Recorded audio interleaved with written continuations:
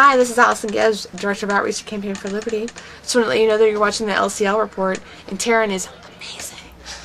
Check out my Liberty-oriented jewelry. If you hadn't seen it, they're one-of-a-kind pieces, all sterling silver with Liberty themes. Here's an In the Fed bracelet with actually real silver coins. Don't tread on me, Gadsden Snake bracelet.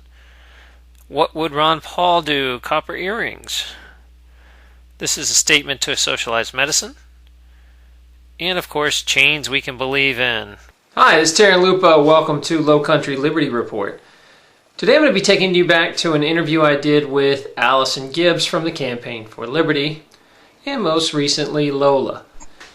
If you don't know what Lola is a group of basically libertarian-leaning women who have all decided to support each other and encourage more women to join the Liberty movement. Now, there's not necessarily one issue that they're all focused on. The activism ranges, it's a real large range from, you could do, anti-tax protests to sovereignty, to homeschooling, to anti-war. Whatever your hot button is, they just make your activism better.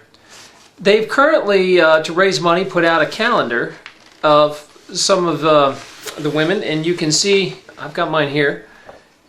And I'll be interviewing, Allison Gibbs, this one.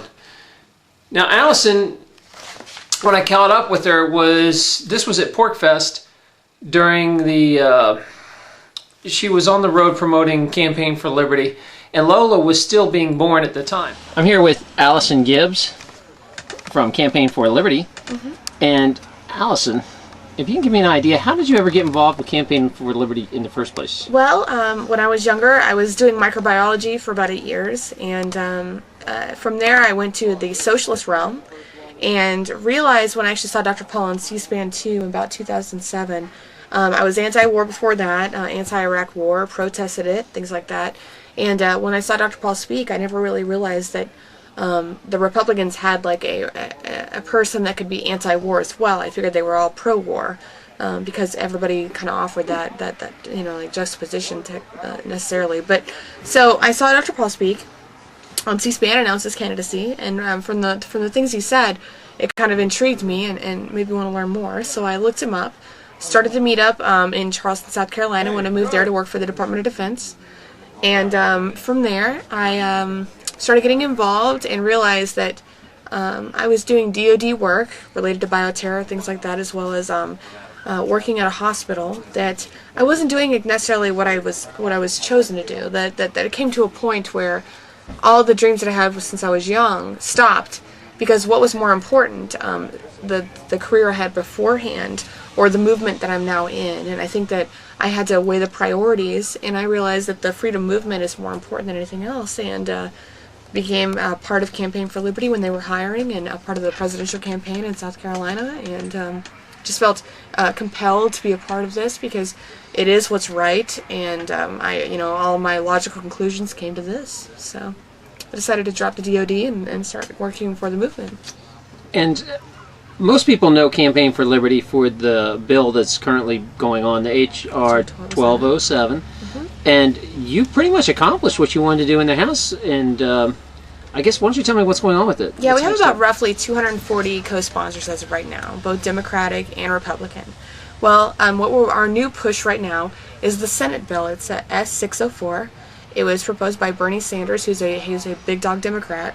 And what we're doing now is Jim DeMint signed on, as well as Vitter from LA and like Louisiana and a few other places.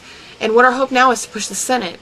Obamacare, if we were to propose it right now, Obamacare would drown it.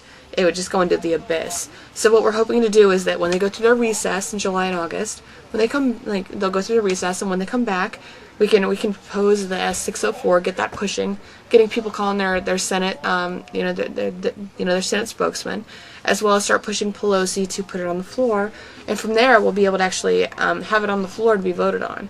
What we're hoping for is people to actually have to dictate their votes rather than a hand raise, and from there be able to choose who stays in and who stays out in 2010, because that's really what it comes down to at this point with us. What else is Campaign for Liberty doing? Is that their entire focus right now, is this bill? No, I mean, we have different outlets. We have people representing different factions of Campaign for Liberty. I, for instance, am Director of Outreach. Right now I'm at Porcupine Freedom Festival, which is with the Free State Project and some other organizations that we decided to co-sponsor. We are putting our foothold in different coalitions. Michael Osterlink, who's actually one of our head coalition builders in C4L, is working with the ACLU. We had a presentation the other day. Dr. Paul was at Cato the other day. And we're trying to kind of coalition build with different organizations, see who's doing right. We're in Marv right now, which is with motorhomediaries.com, and we actually have posted sponsored an ad on their on the side of their actual RV, which can be seen later. But we're trying to integrate with other organizations and let them know that they are not alone, that we are there in support of them, and that through that, their people, can support us and our people can support them as well. So we're kind of doing other fronts. There's always the political front, which is HR 1207. There's other avenues that we're taking on, which is primarily activism and things such as that. So, promoting different groups, helping coalition build and show people that C4L is not just a DC organization. We are grassroots. We are in every single state. We have representation, and we're also, joining the family of the Liberty movement, because that's honestly what I feel as Director of Outreach, that we are a family, that the movement is more important than anything, and the fact that we can be a movement in that, or we can be a force in that movement, is the most important factor. For people that don't know what Campaign Liberty is, can you give me an idea where they can find information? It's campaignforliberty.com. You can become a member for free, and it kind of gets you in tune with understanding your civil liberties and being financially responsible and knowing tackling alliances and things such as that. Well, thank you very much, Ms. Gibbs. Thank you. I suggest you go support the ladies of Lola. Check out their calendar, buy one or two for Christmas. It's a great way to help them raise funds. You can go to iamlola.org. You'll find them, iamlola.org. Buy some calendars for Christmas, help these ladies out. We need to encourage women to get into the movement and be proud of who they are.